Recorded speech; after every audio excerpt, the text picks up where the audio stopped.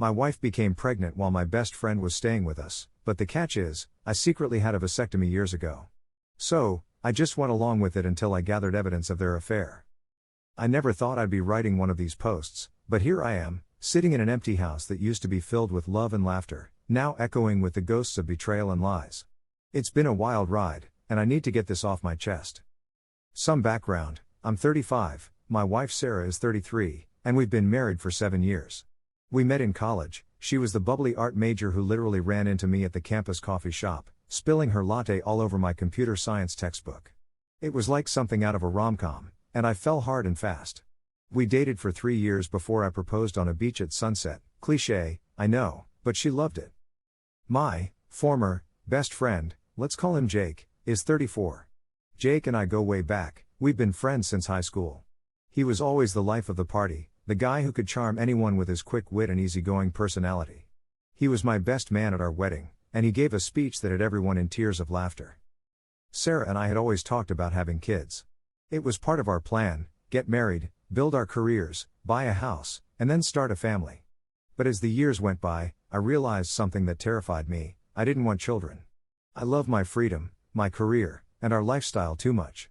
The thought of being responsible for a tiny human filled me with dread. I know what you're thinking: why didn't I just talk to Sarah about this? You're right, and I'm not proud of what I did next. About 4 years ago, I made the decision to get a vasectomy without telling Sarah. I told her I was going on a business trip, but instead, I checked into a discreet clinic 2 towns over. The procedure was quick, and I was back home before she suspected anything. I kept putting off the kids' conversation, always finding excuses. We're not financially ready, or let's wait until after this big project at work. I was a coward, plain and simple. Every time Sarah brought up starting a family, I felt a knot in my stomach, knowing the secret I was keeping from her. Fast forward to 6 months ago. Jake had just gone through a nasty breakup. His girlfriend of 3 years, Melissa, had caught him cheating with her yoga instructor. Classic Jake, always thinking with his lower brain. He was a mess, lost his apartment, his job, and most of his friends who sided with Melissa. Sarah, being the kind-hearted person she is, suggested we offer Jake our spare room. It'll only be for a few weeks, she said. Just until he gets back on his feet, I agreed, thinking it would be good to have my best friend around and maybe help him grow up a little. Those weeks turned into months, and that's when things started to get weird. I'd travel a lot for work, usually gone for 3 to 4 days at a time. At first, everything seemed normal. Jake was job hunting, Sarah was busy with her freelance graphic design work, and I was climbing the corporate ladder. But then I started noticing little things when I'd come home. Sarah seemed more distant, always on her phone. She'd laugh at texts, but when I asked what was funny, she'd just say, "Oh, nothing," and put her phone away. Jake would avoid eye contact with me, which was strange for a guy who was usually so confident. There was a tension in the air that I couldn't quite put my finger on. I brushed it off at first, thinking I was just being paranoid. Maybe the stress of having a long-term houseguest was getting to all of us. I tried to spend more time at home, suggested we all go out together like we used to. But it felt forced, like we were all playing roles in some bizarre play. Then, about 2 months ago, Sarah dropped the bombshell. I had just gotten back from a particularly grueling business trip. I was exhausted, looking forward to a quiet night with my wife. Instead, I walked into the kitchen to find her sitting at the table, a strange look on her face. "We need to talk," she said, those 4 words that always make your heart skip a beat. I sat down, my mind racing through all the possibilities. Was she sick? Had something happened to her family? Was she finally going to confront me about the vasectomy? "I'm pregnant," she said, her voice barely above a whisper. I felt like I'd been punched in the gut. The room started spinning, and for a moment, I thought I might pass out. I knew it couldn't be mine, but I couldn't let on that I knew. So, I played along. I acted surprised, then excited. I hugged her, kissed her, told her how happy I was. All while my mind was racing, trying to figure out what the hell was going on. "How far along?" I managed to ask, trying to keep my voice steady. "About 8 weeks, she replied, a strange mix of joy and something else, guilt, in her eyes. I did some quick mental math. 8 weeks ago, I was on a 2-week trip to our company's international office. Which meant. That night, after Sarah went to bed, I sat in the dark living room, nursing a whiskey, and everything clicked into place. The lingering glances between Sarah and Jake. The inside jokes I wasn't a part of. The way they'd both get quiet when I entered a room. The sudden pregnancy when I knew I couldn't father a child. My wife and my best friend had betrayed me in the worst possible way. But I didn't confront them. Not yet. I needed proof. I needed to be sure. So, I became a detective in my own home. The next day, I told Sarah I had to go on another business trip. Instead, I holed up in a cheap motel on the outskirts of town and got to work. I ordered hidden cameras and microphones online, having them delivered to a P.O. box I rented under a fake name. I researched the best ways to gather evidence of infidelity, feeling sick to my stomach the whole time. When I was sure Sarah and Jake were out, I snuck back into the house and set everything up. Cameras in the living room, kitchen, and hallways. Microphones strategically placed to pick up conversations. I even put a keylogger on Sarah's laptop and hired a private investigator to follow them when I was supposedly out of town. For the next 6 weeks, I lived a double life. To Sarah and Jake, I was the excited expectant father, going to doctor's appointments, starting to plan the nursery, even telling my parents the good news. But in reality, I was obsessively monitoring every moment of their lives when I wasn't around. It was torture. Watching the woman I loved and the man I considered a brother betray me over and over again. I saw them kissing in the kitchen when they thought I was asleep. I read their text messages planning their future together. I even overheard them talking about how they were going to tell me the truth eventually. "We need to tell him soon," Sarah's voice crackled through my headphones one night. "I can't keep living this lie." "I know, babe," Jake replied, and I could hear the rustle of him pulling her close. "But we need to be smart about this. Mark's a good guy, but you know he has a temper. We need to make sure you and the baby are safe first." Their concern for my temper would have been laughable if it wasn't so infuriating. In all our years together, I had never so much as raised my voice at Sarah. But now they were painting me as some kind of monster to justify their affair. As the weeks went by, I felt myself changing. The man I used to be, loving, trusting, optimistic, was dying a slow death, replaced by someone I barely recognized. I was angry all the time, my thoughts consumed by revenge fantasies. I'd catch myself staring at Sarah while she slept, wondering how she could lie there so peacefully after everything she'd done. I knew I was reaching my breaking point. I had more than enough evidence to confront them and protect myself in the inevitable divorce. But I wanted to do it in a way they'd never forget. So, I planned a celebratory dinner for the three of us. I told them I wanted to toast to our growing family and Jake's new job. He'd finally found a place and was moving out in a week. I spent all day cooking Sarah's favorite meal, herb-crusted rack of lamb with roasted vegetables and garlic mashed potatoes. I bought an expensive bottle of wine, sparkling cider for her, of course, and even got a little cake that said congratulations. In blue icing. As we sat down to eat, I could see the guilt in their eyes. They kept exchanging nervous glances, probably thinking they needed to come clean soon. I played dumb, asking Jake if he was excited to be an uncle, telling Sarah how beautiful she looked with her pregnancy glow. "You two seem quiet tonight," I said, feigning concern. "Is everything okay?" "Everything's fine," Sarah said quickly, forcing a smile. "Just tired, you know. Growing a human is exhausting." Jake nodded in agreement, shoving a forkful of food into his mouth to avoid speaking. The tension in the room was palpable, but I pressed on, making small talk about work, the weather, anything to prolong their discomfort. As we finished the main course, I stood up to get the cake from the kitchen. I could hear them whispering furiously to each other, but they stopped abruptly when I returned. "Before we have dessert," I said, setting the cake down, "I'd like to make a toast." I poured wine for myself and Jake, and cider for Sarah. This was it. The moment of truth. "I want to thank you both for being here tonight," I started, raising my glass. "Sarah, my beautiful wife, the mother of my child. And Jake, my best friend, the man who's been like a brother to me." They smiled nervously, clinking their glasses with mine. "But before we celebrate," I continued, "I think we need to clear the air. There's something I've been keeping from you, Sarah. Something I should have told you years ago." Sarah's face went pale.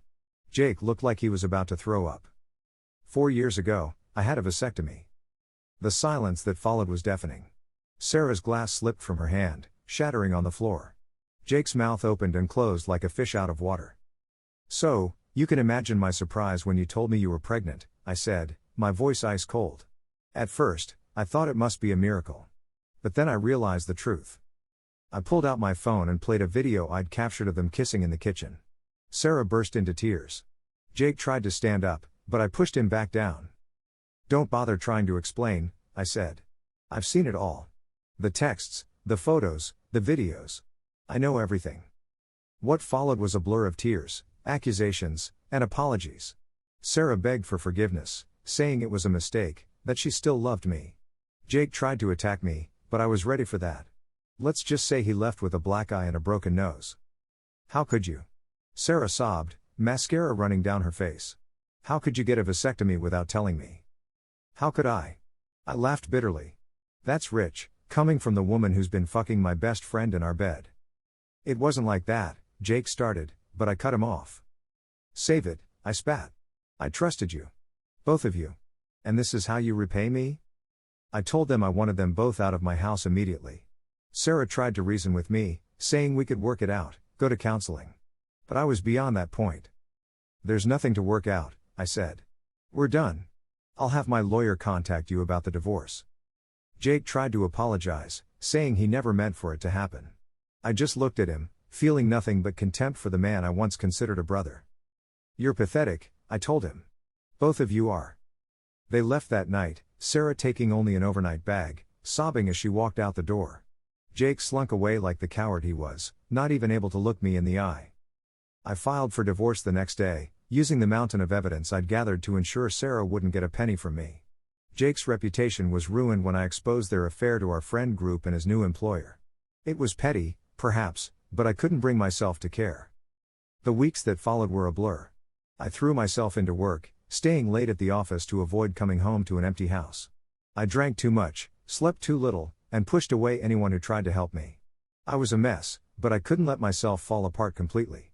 Not when there was still so much to do. The divorce proceedings were ugly. Sarah tried to paint me as the villain, saying my secret vasectomy was a betrayal that drove her into Jake's arms. But my lawyer was ruthless, using the evidence I'd gathered to show the extent of their deception. In the end, we settled out of court. I kept the house and most of our assets. Sarah got her car and a small settlement, far less than she would have if she hadn't cheated. It's been 2 months since that night. The divorce is almost finalized, and I'm starting to feel like myself again. I've been going to therapy, working on forgiving myself for the lie I lived for so long. I know I'm not blameless in all of this, my decision to hide the vasectomy was wrong. But I never could have imagined it would lead to this. I've started to reconnect with old friends, ones I'd neglected during my marriage. I've taken up rock climbing, something I'd always wanted to try but Sarah was too afraid of. I'm learning to cook for myself, no longer relying on takeout or Sarah's meals. Slowly but surely, I'm rebuilding my life. As for Sarah and Jake? Last I heard, they're still together, trying to make it work. Part of me hopes the baby isn't even Jake's, just for the poetic justice of it all. But mostly, I try not to think about them at all. They're not worth the mental energy. To anyone reading this who's considering cheating or hiding a major secret from their spouse, don't. The truth always comes out, one way or another. And the fallout is never worth it. Trust and honesty are the foundations of any relationship. Once those are gone, there's nothing left to build on. I'm not sure what the future holds for me. But I do know one thing, I'm done with secrets. From now on, honesty is the only policy in my life. It's a hard lesson to learn, but one I'll never forget. Thank you for reading my story. It feels good to finally share it with someone, even if it's just strangers on the internet. If you're going through something similar, know that you're not alone. And remember, it does get better. Not today, not tomorrow, but eventually. Edit 1. Wow, I didn't expect this post to blow up like it did. Thank you all for your support and advice. To address some common questions/comments. 1. Yes, I know getting a secret vasectomy was wrong. I've acknowledged that and I'm working through it in therapy. It doesn't justify their actions, but I understand it was a breach of trust. 2. No, I don't regret exposing them. They made their choices, and now they have to live with the consequences. Some of you have called this revenge porn, but I never shared any explicit images or videos. I simply told the truth to our friends and Jake's employer. 3. For those asking about legal repercussions for the hidden cameras, I consulted with my lawyer before doing anything. In my state, it's legal to record in your own home as long as it's not in areas where there's an expectation of privacy, like bathrooms. All the recordings were made in common areas of the house. 4. To the people saying I should have just talked to Sarah about not wanting kids, you're right. Communication is key, and I failed miserably at it. It's a hard lesson learned, and one I'll carry with me into any future relationships. 5. Many of you have asked if I ever suspected anything before this. Looking back, there were signs I chose to ignore. Sarah started dressing up more when I was leaving for trips. Jake would often be at our house when I got home, claiming he was just helping out. I was blind to it because I trusted them both implicitly. Edit 2, holy crap, this blew up even more overnight. I can't keep up with all the comments, but I'll try to address a few more points. 6. Some of you have suggested that I'm the bad guy here for trapping them. Let me be clear, I didn't force them to have an affair. They made that choice all on their own. Yes, my secret was wrong, but it doesn't justify their actions. 7. Yes, I've been tested for STDs. All clear, thankfully. It was one of the first things I did after confirming the affair. 8. No, I don't know if I'll ever want kids in the future. Right now, I'm focusing on healing and figuring out who I'm outside of this mess. The idea of being a father still terrifies me, but I'm working through those feelings in therapy. 9. To those asking if I'd consider reversing the vasectomy, it's not impossible, but it's not on my radar right now. If I ever decide I want children, I'd be more likely to consider adoption. 10. For the love of all that is holy, please stop sending me DMs asking for the videos. That's creepy and illegal.